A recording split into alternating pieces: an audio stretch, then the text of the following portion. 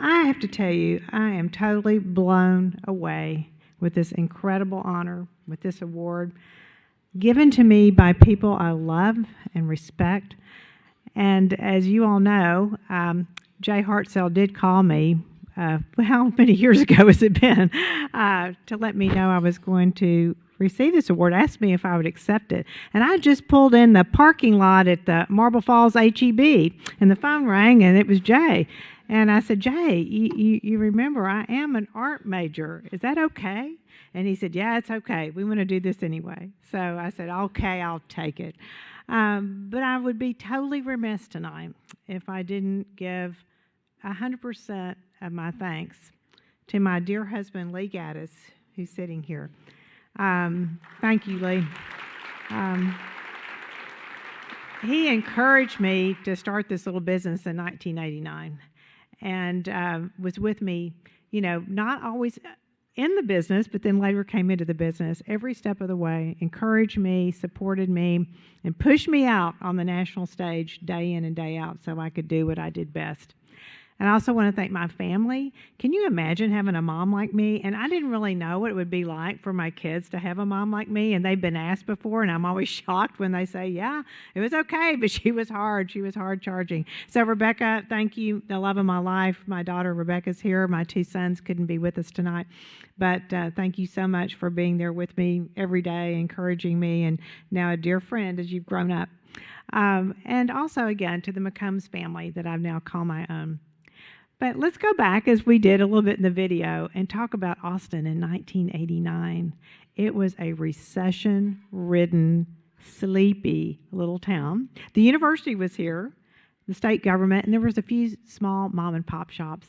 And somehow the little company called Dell hired us, and the rest of the story is history as we grew around them and became internet aficionados, really. So a few years ago, I wrote a book, and you've heard about that. It's called Cowgirl Power, How to Kick Ass in Business and Life. And I wanted to tell my entrepreneur story. So I did. Well, we sold the book to Hachette. It was off to the printing press, but then there was another company that bought the audio book. And they decided that I was going to read the book because they said, no one can tell your stories like you. So off I go one day into a session in a recording studio to record this book and read every word of it. So this guy from Grand Rapids, Michigan is piped into the studio, and he's listening in to make sure I don't mispronounce something or, I punctuate and I do everything correctly and get through this book read. So at one point of the book, I said, well, that was the most humbling experience of my life.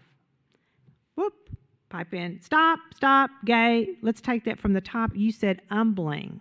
The word is humbling. It starts with an H.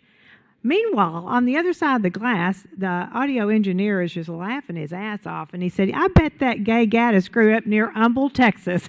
And I said, damn sure I did. And I said, we played him in football every year. And by the way, they were just down the road from that little oil company in Houston called Humble. And so we laughed, and he said, okay, but now he realized I'd been mispronouncing this word my entire life. I'd always said humble instead of humble. And so we started over, and I stood tall, and I said, okay, that was the most humbling experience of my life. After that, I sat back and read the rest of the book. But I had to think about that moment today because, of all things, this award takes the cake. And I do not know or remember what I was talking about in the book when I said that. But tonight, I thank all of you, my dear friends, my colleagues, because this is the most humbling experience of my life. Thank you.